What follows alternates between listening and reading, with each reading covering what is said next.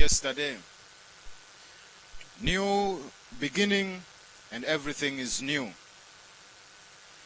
Today we want us to look at life after COVID-19. What does it hold for our young adolescents? What is life for our young adolescents after COVID-19?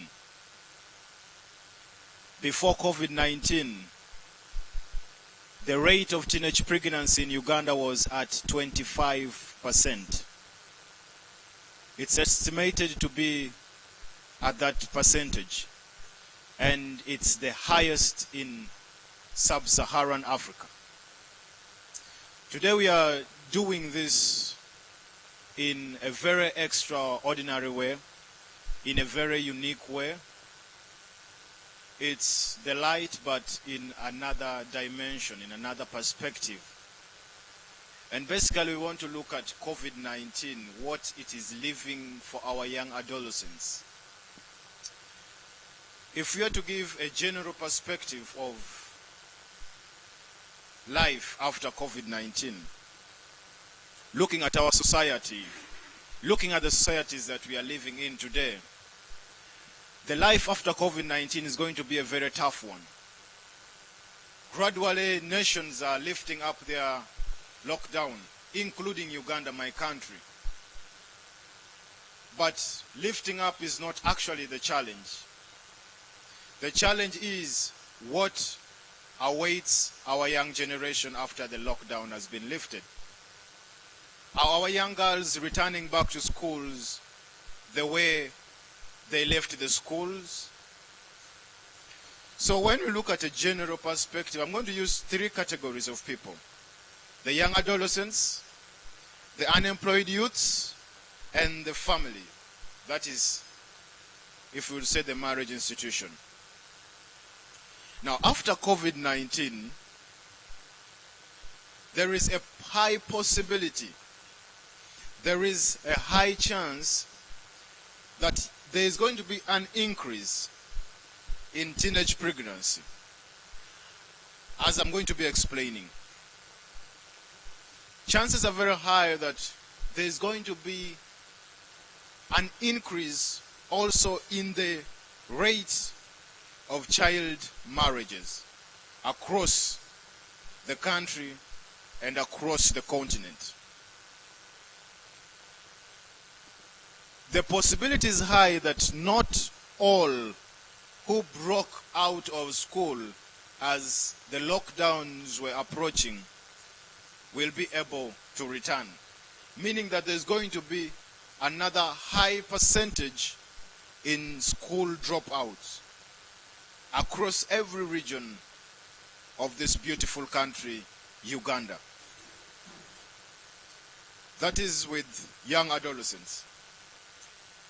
And still under that category of people, the possibility is very high that more are going to involve themselves into drug and substance abuse or use. There's going to be more involved in the usage of drugs, alcohol, and other toxic substances, as I'll be explaining. Then let's look at the unemployed youths. These are young boys and girls who had no jobs even before COVID-19. And now COVID-19 comes in, even the few who had jobs are being laid off from their different jobs. So, meaning for these categories of people, there's also going to be an increase in this category using drugs and other substances like alcohol. The possibility is high. Then there's going to be an increase in crime rates. Because now, if before things were tough, and now COVID-19 has tightened things a bit, many who had even the jobs have lost them. So meaning, out of desperation to survive, out of desperation to find a living, out of desperation to pay and meet our bills, we are going to be involved in doing certain things that were not planned to do. That is out of desperation. Okay? So there's going to be an increase in crime rates.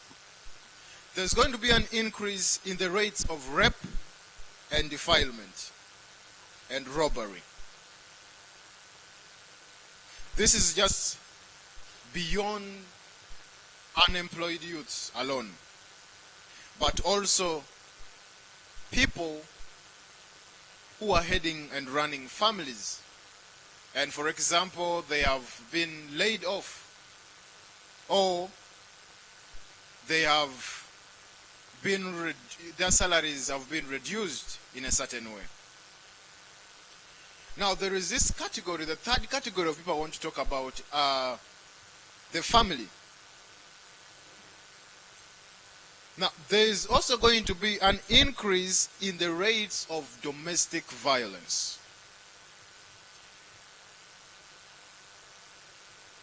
There's going to be more violence in homes, families, societies, and communities. Meaning that it's going to also contribute highly to the rate of divorce. Many families are going to split. Because now here, life is mixed with something to do with stress, depression, anxiety, and desperation. I'm going to be explaining one after the other. The rate of young boys and girls in prison is bound to increase. Because of what I've explained earlier, there's going to be an increase also in crime rates. Meaning the rate of people being imprisoned will increase, especially young people, youthful people.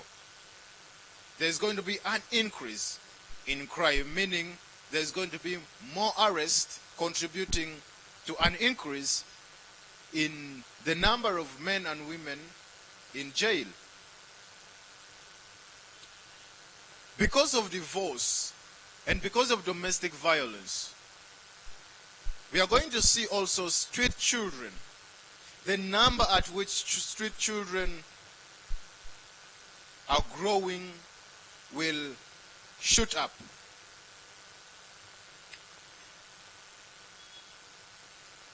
The rate at which pornographic materials were being consumed before COVID-19 and during COVID-19, the possibility is high that it might shoot after COVID-19.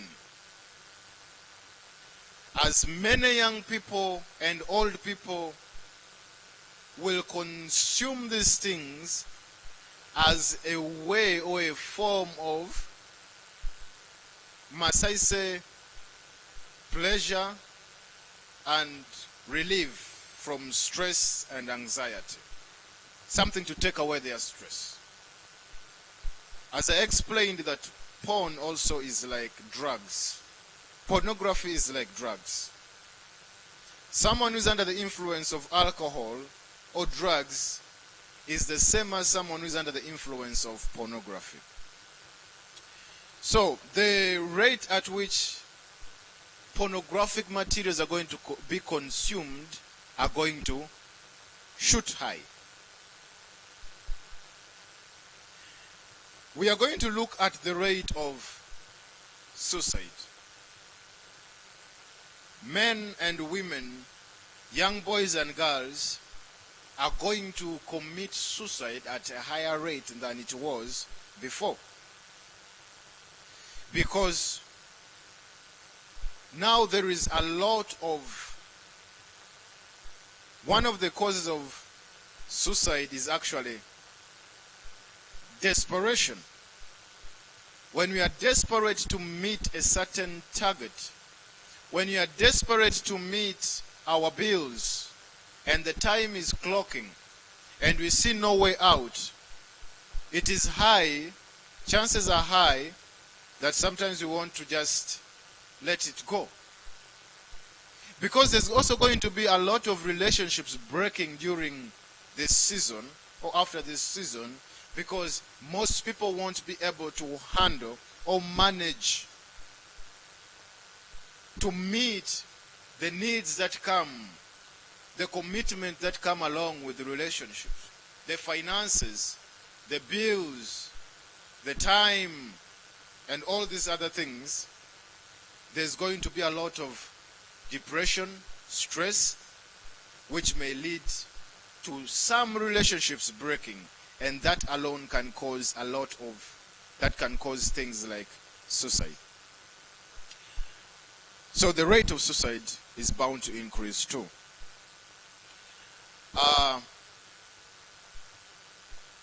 Because now most of us are not going to gain or are going to lose their jobs, adding on the number of people who are already jobless. Believe you, believe me, there is going to be a lot of people joining the prostitution industry. Because now we have nothing to do, we cannot meet our bills, we cannot meet all these things that is coming. We cannot meet the standards of society. Out of desperation. Desperation involves little or no hope. When we become desperate in life, meaning that we have lost hope, or we have very little hope in the moral or in the right way things are supposed to move. And so, because of that, and when we are desperate, we are not cautious of what the outcome of our actions may be. And so out of that, we find the easiest way out to make money, to raise finances, without necessarily thinking of the outcome. COVID-19 is going to leave a lot of scars in our lives. And some scars may stay for much longer. So,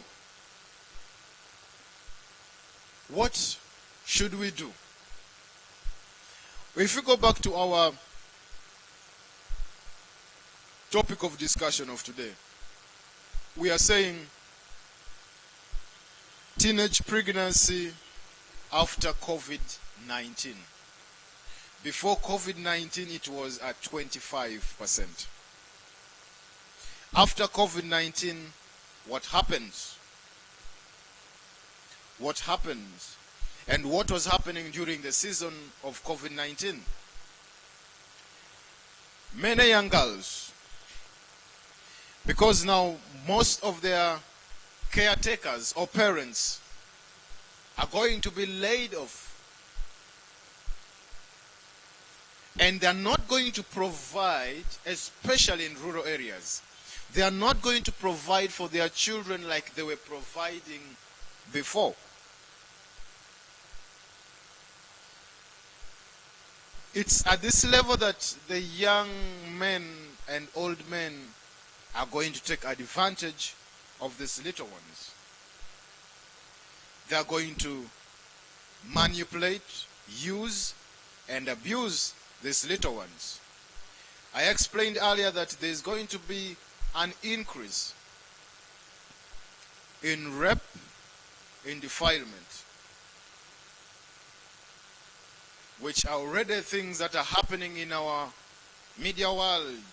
We are hearing these things happening. So, if we look at the rate of teenage pregnancy annually, according to the Ministry of Health. Actually, the Ministry of Health registers 360,000 teenage pregnancies every year. These are recorded.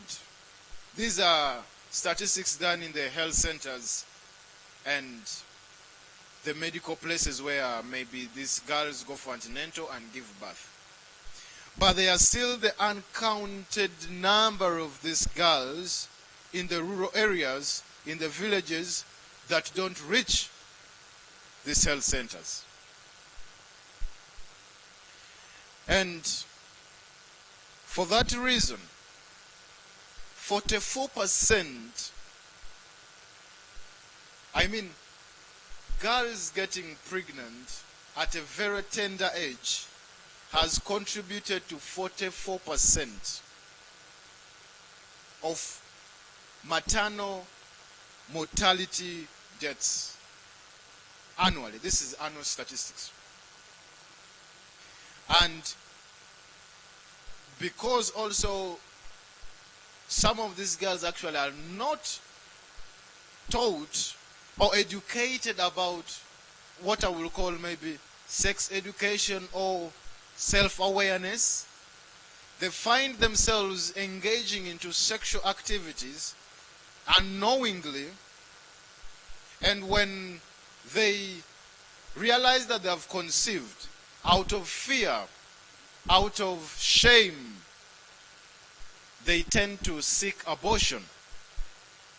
And abortion has, on an annual percentage, it contributes to 47%. Meaning there is 47% of abortion rates in the country. So in figures, we will say it has been about 2,970,000 abortions committed, registered annually. Now, all these statistics you're seeing, possibility is high that these things are going to shoot higher than the way before COVID-19 came into place. Now, if COVID-19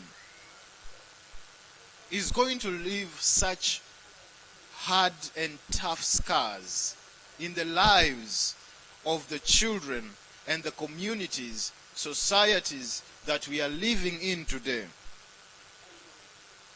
what must we do? What must we institute in place to ensure that these things are successful? To ensure that we successfully reduce or fight or eliminate these problems from our communities. Because if we say it was 25, imagine the regions like West Nile, where their rates, some of their districts are higher than even the national statistics. What do we do? Well, I want to share with you a training program that we have taken some time to develop, that is able to help these categories of people, especially the pre-adolescents and the adolescents, to cope and live in a society like this more effectively. The training program focuses on the prevention. Okay? The prevention more emphasis is put on the prevention than the cure. The cure is also part of it, but prevention, as has always said, is better than cure. We are going to expect a lot of things to happen during this season. But how are we positioning ourselves? How are we placing ourselves to ensure that we are ready to handle the different challenges that will come along? I want to introduce you to this training program. I want to introduce you to this training program that took about 8.5 years to develop. Now, this training program focuses on 3 categories of people. Category number 1 is the pre-adolescents, under what we call pre-adolescent trainings.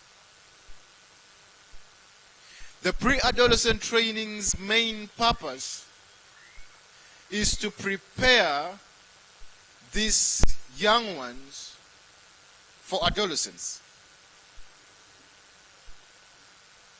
to face the life of adolescence. Then the second category is the adolescents, under what we call adolescent trainings. Okay? So the adolescent trainings is designed to prepare the young adolescents to face the uncertainties of adulthood. Every step prepares us for the next stage. And then there is what we will call living as an adolescent. Now, in this level of living as an adolescent, you are more also like a mentor. Mentoring, training, and shaping the lives of others. Okay? Because these trainings are going to register, 1, an increase in the number of children, adolescents, enrolling both for formal and informal system of education, depending on their purpose. Because under adolescent training, we measure basically on purpose discovery and purpose fulfillment. That is under the adolescent training. We help these young people discover their purpose in life, why they exist. When they have discovered their purpose, now how do they live to fulfill, to start to live out their purpose? That is still under the adolescent training. And under this, we come out with purpose toolkit. And under this purpose toolkits, we explain to these young people what type of education they need in order to effectively execute their purpose on earth. We explain to them why they need money. This is now we are explaining to them what they need for them to effectively fulfill their purpose. They need finances. How do they get the finances? Now, they need talent. They need skilling. That is how they can effectively execute their purpose on earth. They need education, both formal and informal system or type of education. based on what their purpose is. I want to explain something very briefly. That if my purpose as Owinjboth is the transformation of humankind into the likeness of God, I know what kind of education I need, what kind of training I need, what kind of skilling I need to effectively help me execute my purpose of transforming humanity to the image and likeness of God. How can they use their influence, their social status? It could be from their family, it could be from their communities. But how best can they use these things to execute their purpose effectively?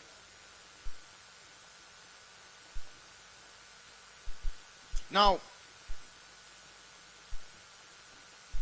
because of this, a lot and many are going to embrace. They're going to embrace formal and informal system of education, what maybe I will call personal development, trainings and classes. There is going to be a reduction in the rate of teenage pregnancy. Do you know why? Because these young people will start to gain dominion over their emotions. They'll begin to gain mastery over their emotions. Because under pre-adolescent trainings, we are teaching these people, we are training these people to identify. We are doing what they call identity establishment. And identity establishment will influence our character and behavior. And the human identity is derived right from the author of creation, and that is God Almighty. So literally we start to behave and think like God. Our lives are going to be shaped in a way that we are looking at God as the supreme role model. We are looking at God as the perfect being after whom our lives should be shaped. So every young man, every young boy growing up, their characters are influenced to think. Their characters are influenced in a way that they are going to think and act like God. Their lives are going to shape. And character, I've explained this before, that character is like an immunity within us that is waiting to attack. And the identity, there are majorly 12 things that could be found in the identity kit. What the toolkit of identity. And this is where we are training the 12, majorly on 12 things. We are going to instill, and impact and empower these young people and shape their lives in a way that they develop and nurture these qualities, the godly qualities within them. Now, this character is these qualities that we are going to instill in their system, in their DNA, through our trainings, through the different methods of our trainings, are the things that are going to protect and keep them at times like this. So many young people are going to gain mastery over their emotions. Then we are going to see a lot of these young people gaining financial independence through the skills we are giving them under the adolescent trainings. Because one of the things under the purpose toolkit is skilling or talent development. When we skill them, they are going to reach a point where they have dominion, or they have power. They are self-sufficient financially. They have the way to make their money. In that way, they will not run to men, or men will not take advantage, especially of the young girls, to convince them to lure them into sexual activities in a deceitful manner that they are going to support and help them meet their needs. So they are going to gain financial independence through the skillings and the talent development. And this will enable them become more of independent decision makers. Then these trainings will help these young people see the value in formal and informal system of education. So we are going to see a lot of young people enrolling and going back to school. We are going to see even the school dropouts opting to return to school. So even now we are going to see also there is going to be a reduction in the rate of crime, as people will find purpose and value for their lives. Okay? Because we are teaching them now purpose discovery, and purpose is being able to see the value in yourself. And because they see value in them, they're going to look and find honorable jobs to do. Likewise, the same will be for the industry of prostitution. You will see more girls living the prostitution life going to take more honorable jobs or create more honorable jobs. Jobs that lift up their moral standards and their dignity in society.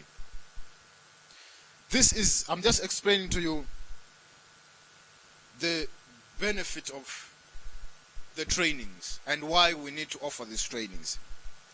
Then we are going to also see less cases in the rate at which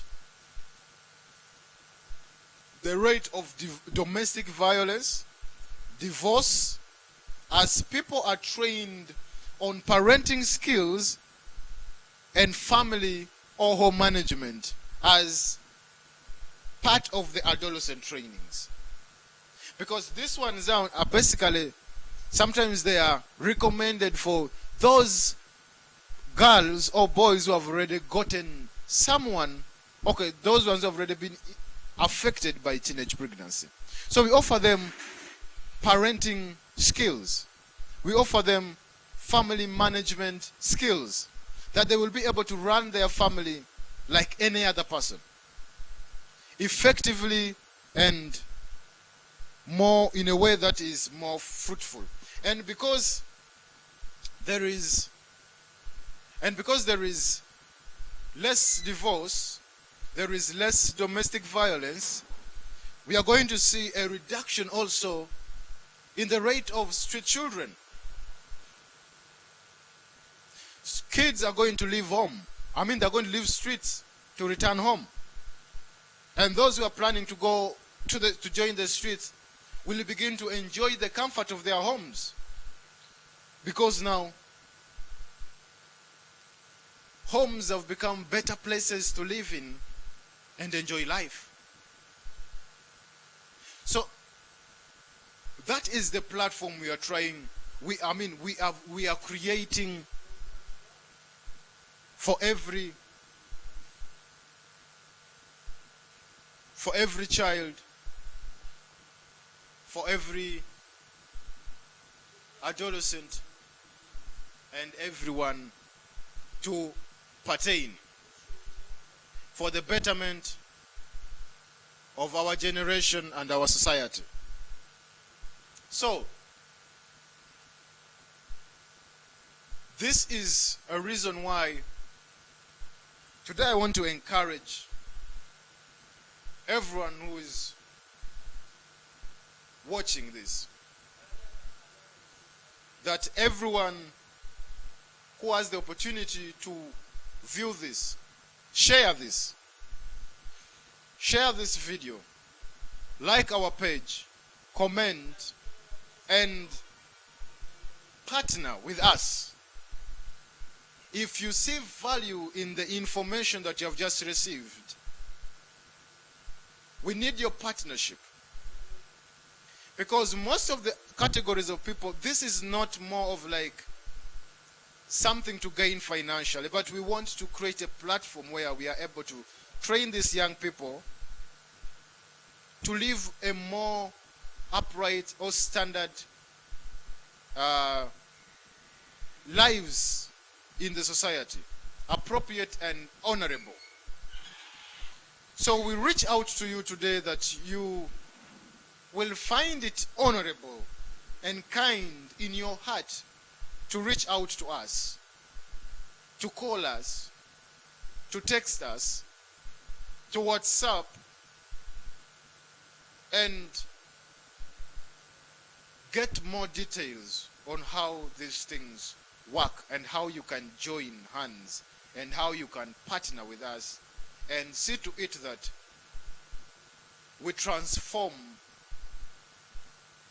our generation, our nation, and our continent, Africa. I am really very privileged. I am very happy for you who has gotten the opportunity to listen to this message. And I hope this message is going to be kind to you. And you may be kind to the message by getting yourselves involved in this noble cause of transforming our societies for the betterment of tomorrow. This training program is effective. We only need your involvement, we only need your participation, we only need your commitment and partnership. And we will see to it that we work hand in hand with the local authorities to see that we help our young people live better lives. I want to thank you so much for taking the time to be with me today, and hope to catch you next time.